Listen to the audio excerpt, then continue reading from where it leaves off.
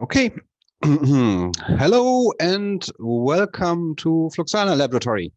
My name is Konstantin Brenkens, and I welcome you to today's episode of Inside XRF, where our topic today will be special samples and what is necessary to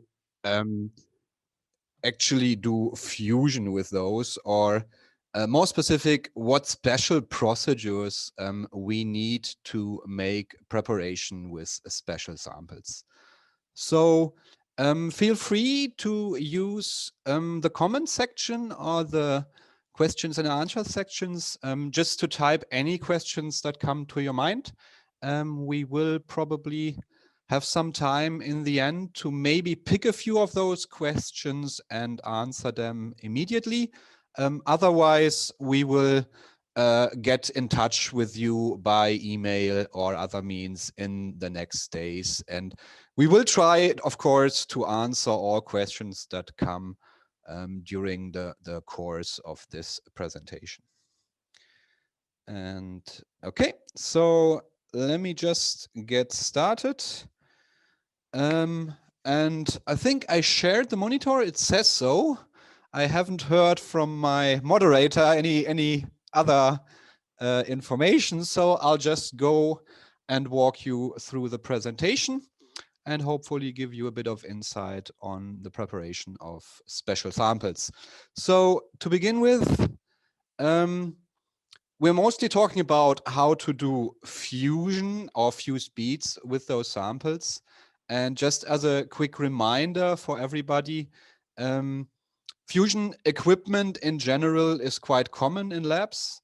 And mostly fused beads are done with these systems or these procedures. So we have like the original one where you do a fusion in a muffle furnace by manual labor. We have those automatic fusion machines, be it a gas-driven or an electrical one. There is also these inductive ovens that are used. And of course, the gas-operated fusion machines are fairly common. The standard procedure for most fusion is simply to mix your sample and your tetraboride. You mix it a bit in your crucible. You put that mixture into the crucible if it's not there already. You do your fusion by any means you have available, and your result will be a fused bead. Now, that only works with samples that are oxidic by nature. So what happens if we have special samples? And to start here, I would like to sort of list samples that have special needs when it comes to do a fused bead. So as a special sample, how do we define it? The first one would be a sample that is not fully oxidic, meaning it contains some sort of metallic components or unoxidized components. Another special sample is a sample that maybe even cannot be oxidized completely because of special properties, let's say. There will be some examples for each of these later down the line. So we're just going to continue with the list for now. Another special sample is something that contains a lot of carbon, which again can cause problems in the fusion process. And the last one we have on our list is samples with volatile components. Usually what comes to mind here is chlorine, fluorine, or sulfur. So these are what we define as special samples. In contrast to the normal mineralic iron ore or rock sample, those samples are a bit more difficult to do fusion with. And hopefully we can give you some idea on how to do the preparation with those. So let's continue. Some examples for those. So we'll start with the samples that are not fully oxidic. So the fully is in brackets here because as you can see by the examples here, for example, the Ferro Alloy is completely metallic in terms of there is nothing oxidic in here. As let's start from the beginning, slag sample, a byproduct of steel processing. It's a mixture. It's a mixture of oxidic components, but there is also metallic particles, and in general you can't really tell which is which. So you will find, for example, iron as a metallic particle as well as iron oxide in the slag samples. Ferro alloys, as I said, well, they are actually metal. So silicon carbide, another special component. And the thing is, if you want to do a fused bead, or if you want to do a fusion preparation with any of these samples, what you need to make sure before you actually do the fusion is you need to oxidize the components. You need to be sure that all of the components in your sample have been completely oxidized to a stable state before you actually go to fusion as your preparation. And to get into some more details, why is that now? Why do we need the oxidization before the fusion? And the main reason for it is to protect your platinum ware. Platinum being the most common vessel used in all the fusion processes, regardless of what equipment you are using. You will most commonly have a platinum vessel to do the fusion in.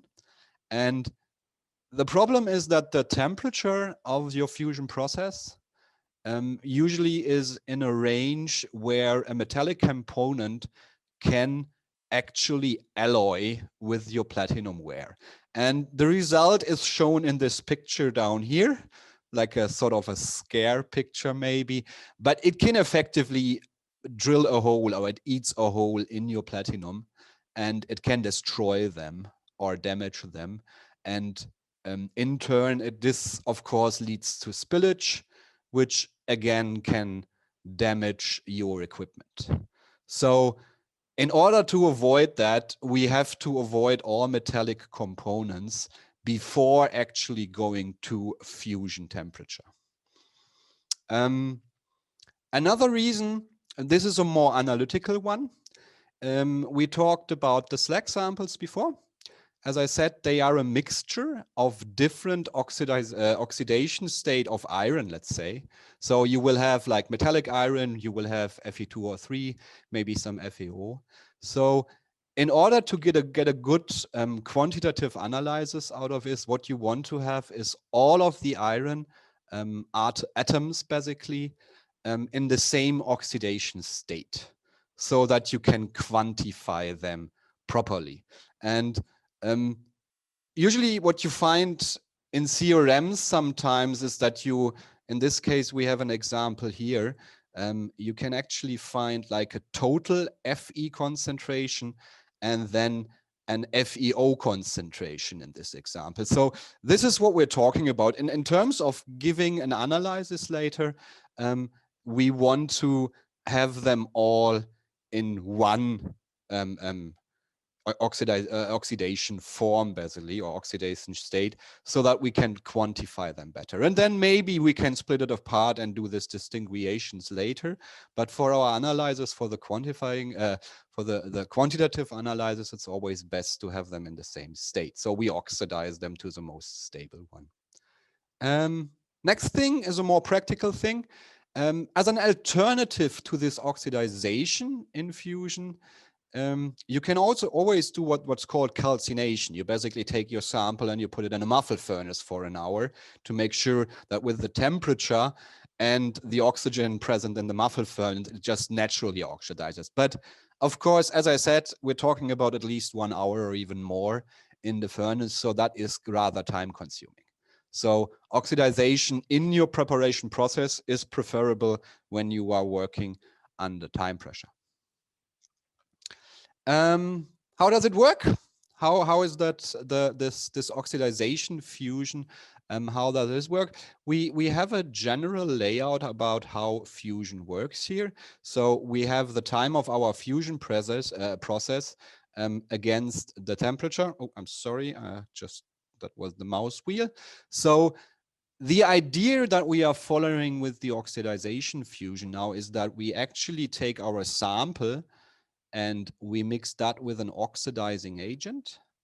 And then our first step in the fusion process is on a low temperature, or a lowish temperature, let's say, which is way below the melting point of that mixture. So in order to prevent the alloying I spoke of before, we mix the sample with an oxidizing agent and we encourage it to start the oxidization by adding some temperature, but we still well below the actual melting temperature of that mixture. So to prevent any, rapid reactions or damaging of the platinum. And then once we are sure that our sample is oxidized, in the next step, we ramp up the temperature and go to the actual fusion temperature. So we now have an oxidized sample and we have the flux, the tetraborate, and we rank up the temperature for fusion to get it liquid, to homogenize it, and then to cast it into the fused bead that we want as our result. Homogenization and all that happens, and then the pouring happens, and of course cooling as the last step to get the bead solid. So that is the whole idea about the oxidization fusion or oxidation fusion. And we mentioned the oxidizing agents, and we have a list here of the most common ones, and I'm just going to start top to bottom to just give you an overview what chemicals can we use to actually make that happen. A very common one that is mostly used for slag sample is ammonium nitrate. Comes as a powder, but you can also use it as a liquid. As I said, it is used for slags quite often. You can probably Google that and find some details about this application. It's, as I said, when it comes as a powder, it's highly hygroscopic. So like the moment you open the box, it takes water from the surroundings, which makes it a bit of a pain to store and handle. But on the other hand, as an advantage, the ammonium component here, the NH4, basically just disappears in your fusion. It simply goes out, and the NO3 is what is responsible for the oxidation. So in terms of contaminations, we basically have none, because the one part of your oxidizing agent simply disappears, and the effect is just from the other part. So we don't have any interferences which are added to the sample. Another one is used, and you can already see the NO3 part is pretty repeatable here. Another one that's commonly used is sodium nitrate, which is a bit more easy to handle in terms of powders. Used mostly for ore sample or sulfidic ores, which need some special treatment to again fully oxidize before doing fusion. Problem here, of course, is that you add a ton of sodium to your sample. So if sodium is one of the interesting analytes for your sample, this might be a bit problematic. So yeah, you have a lot of contamination. You can find the FLUXANA name in the last one, just for information. In our lab, we are not using the ammonium nitrate, sorry, but we are using this one on some occasions. There is a running application with these sulfidic ores. The next one is our, let's say, workhorse. This is the one we try to use the most. This is strontium nitrate. We use that for slags in a different recipe. And for most of our ferro alloys analysis, we also use that. The reason being, it is a very stable powder as is. It's pretty much, you can store it in your cupboard and nothing happens to it. And in most analytical situations, the strontium we are adding to the sample is not of importance. It's not an important analysis for, important analyte for most of these measurements that we try to do here. And since strontium in the periodic table is a quite heavy element, you have this added benefit that it acts as a heavy absorber. In X-ray, it's always a good idea, or even in the past, it was a custom to always add a heavy absorber to your sample. Mostly they used lanthanum oxide here, because that absorbs a lot of the scattering, and if effectively your spectra is improved because your background to analyte signal ratio is improved. So adding a heavy element to your sample helps you getting a better spectrums, basically. So this is our favorite by most, because again, it's easy to use. Usually it doesn't matter for analysis, and you get like you get a bit of an improvement for your spectras out of it. The last one, Vanadium Pentoxide.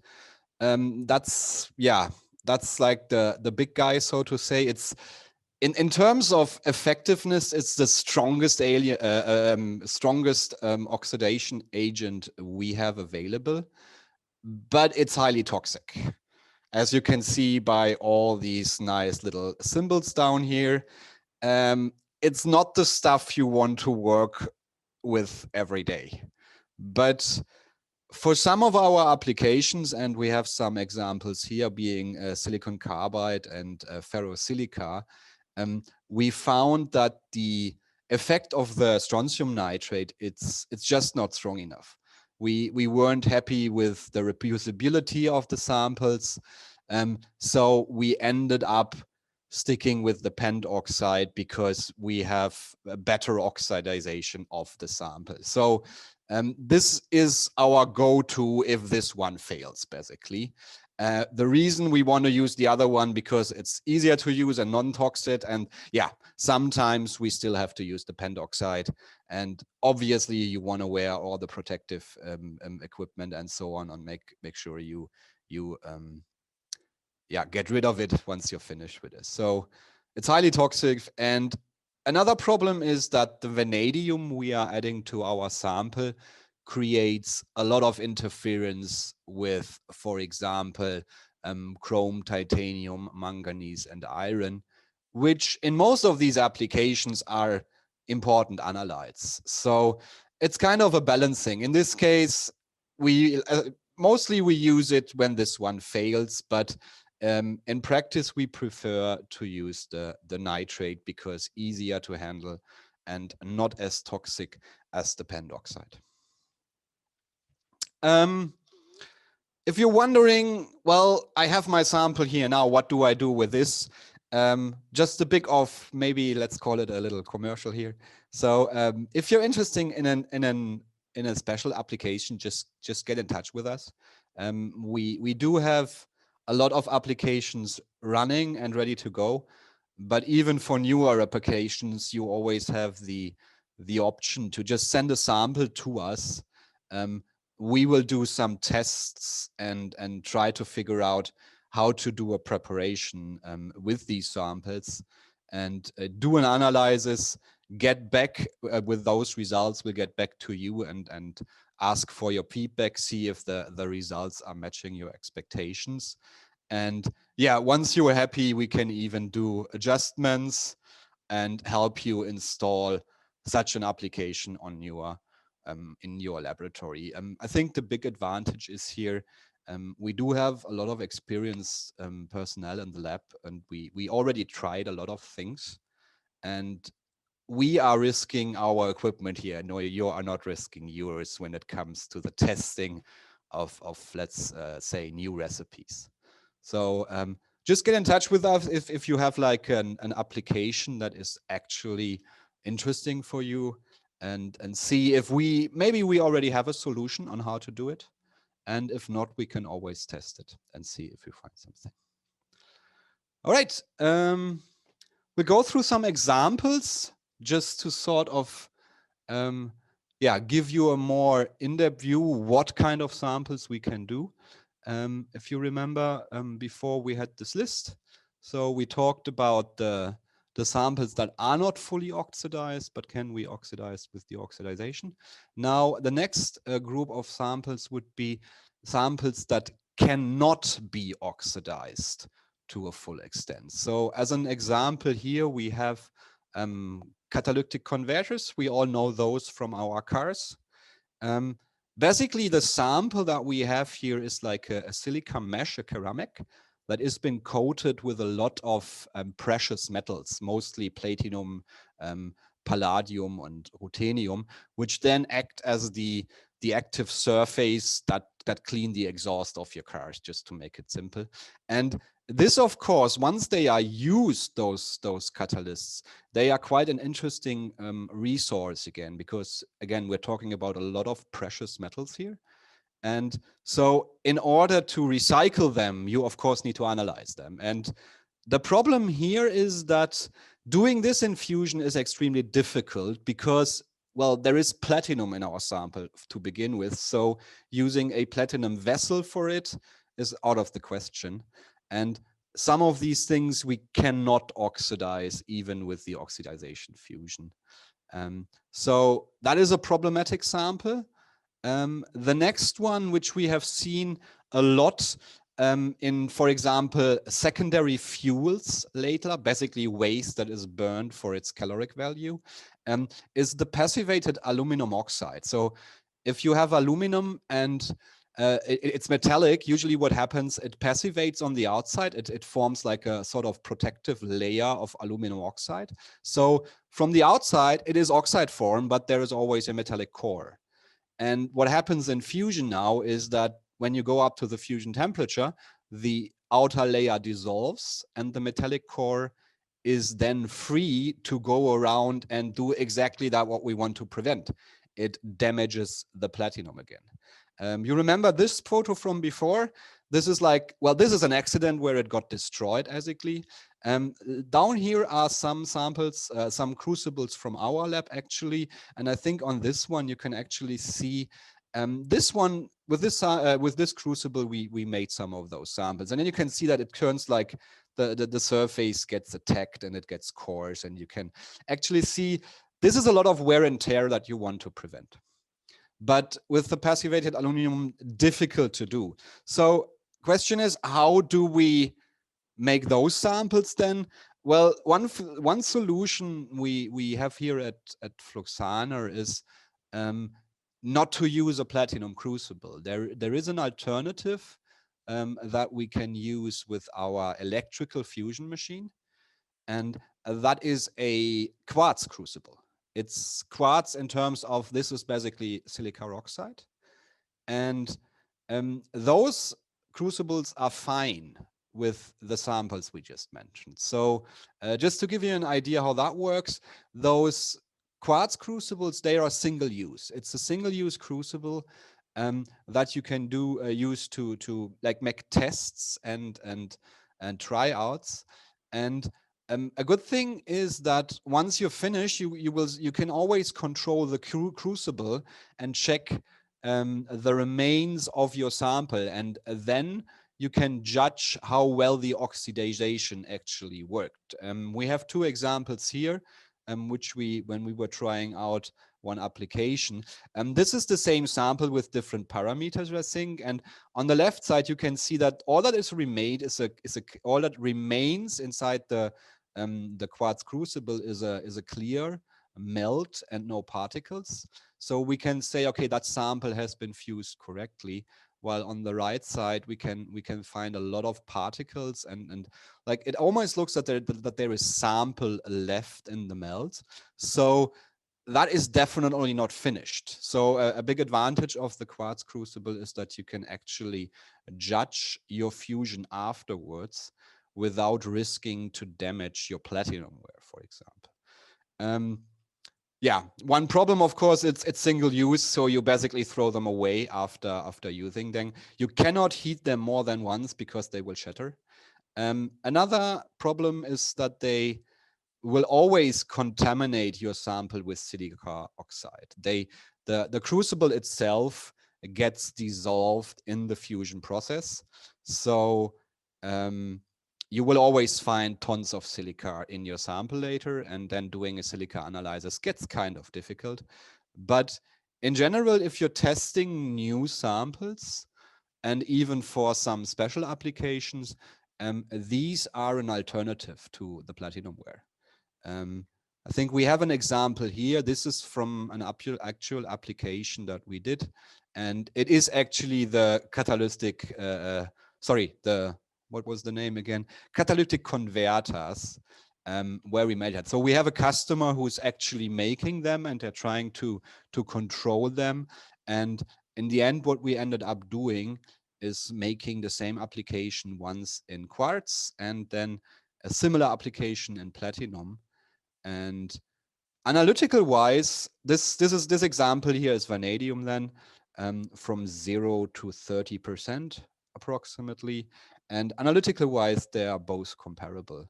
But of course, using the quartz one is a lot less, dangerous in terms of causing damage to the platinum. Some of these samples, as I can say, you cannot do in platinum, they will simply eat it away.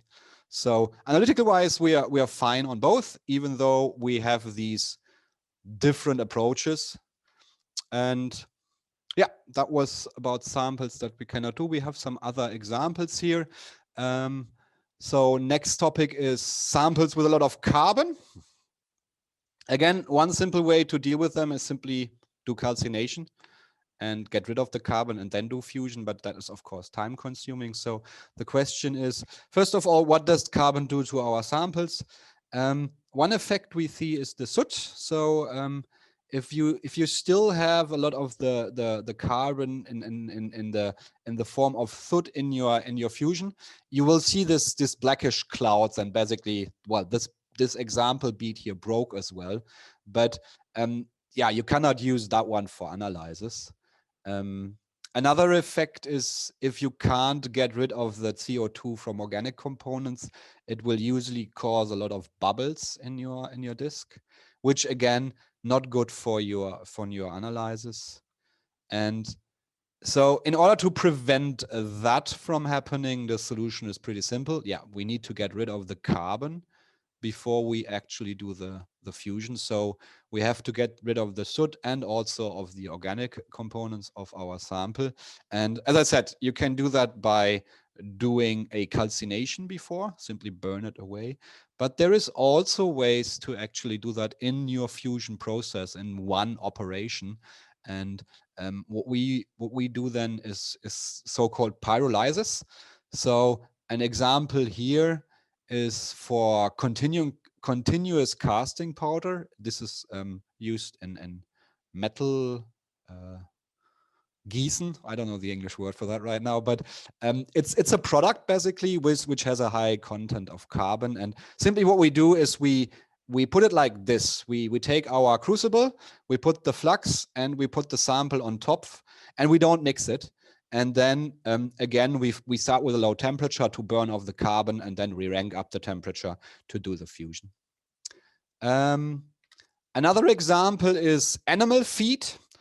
Again, like 80% of it is organic component, but the people who are producing it are always looking for some metallic component because of nutrition values or whatever. So what they are doing most of the time is there is so much carbon in there. If you would try to burn it away, it would be a big mess, because it's like it would actually catch fire and burn and yeah, sort of dirty your machine.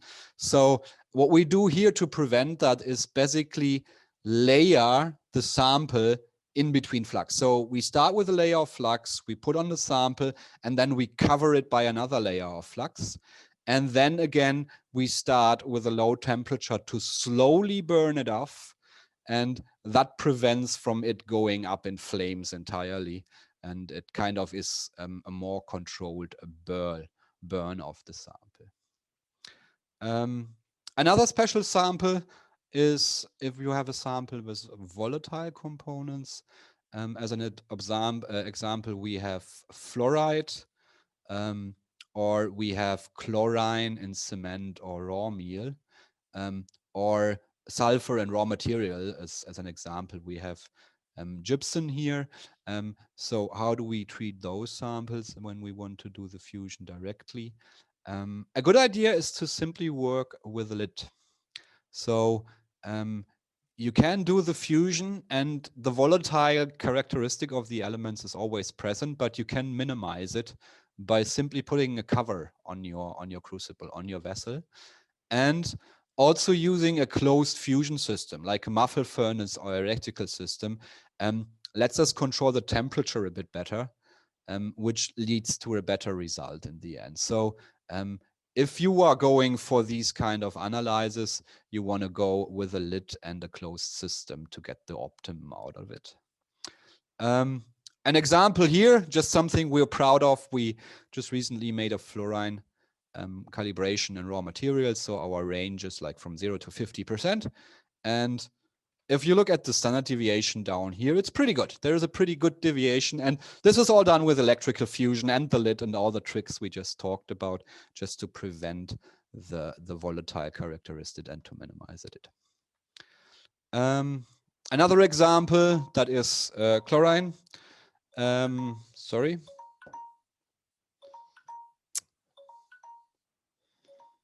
Okay, sorry. That was my timer. I'm already, we're in the over hours now, so we have to yeah, speed up a bit. It's just another example, chlorine and cement again. In the cement industry, the hot meal and the chlorine, again, it's a problem tied to the secondary secondary fuels. The chlorine blocks the process, so they need to sort of control it. And in the end, they want to do it with the same analyzers they're performing every day. So fuse speed is one option.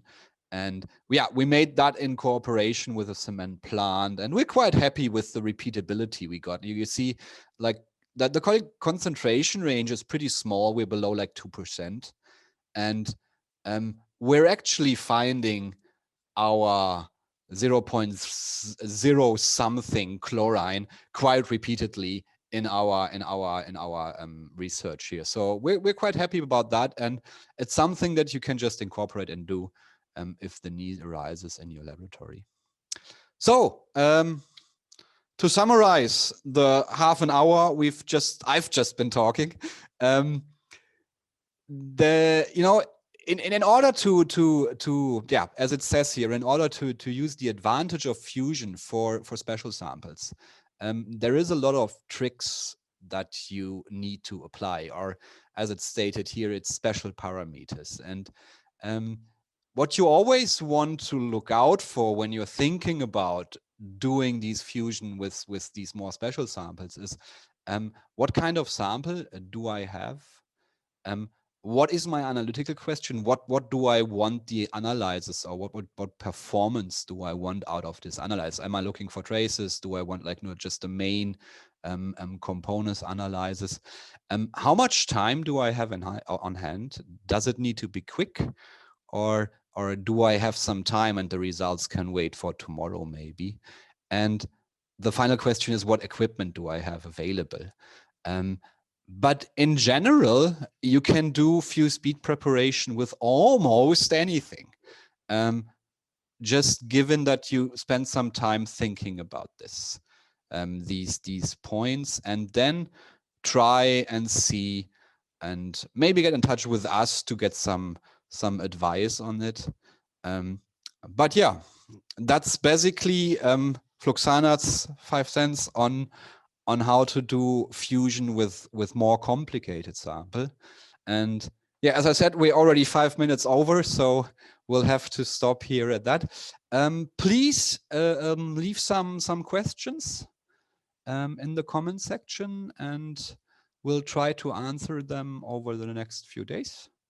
And yeah, I thank you very much for your attention, and have a good day. Bye-bye.